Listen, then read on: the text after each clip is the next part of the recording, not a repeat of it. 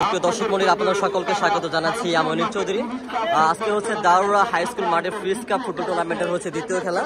আর সেখানে হচ্ছে সে সুবিলিয়ার চর এবং হচ্ছে সে কাজিয়াতুল মিমবাখারের মধ্যকার একটি জমকালো খেলা হবে এবং সেখানে রয়েছে প্রধান মাঠ পরিচালক সেই মাসুম খন্দকার এবং রয়েছে হচ্ছে সে মুকবুল হোসেন এবং সাথে রয়েছে সাইদুল ইসলাম কামাল। এবং দেখতে পাচ্ছেন আজকে হচ্ছে দারুরা মাঠে চতুর্পাশে হাজার দর্শকের সমাগম হয়েছে।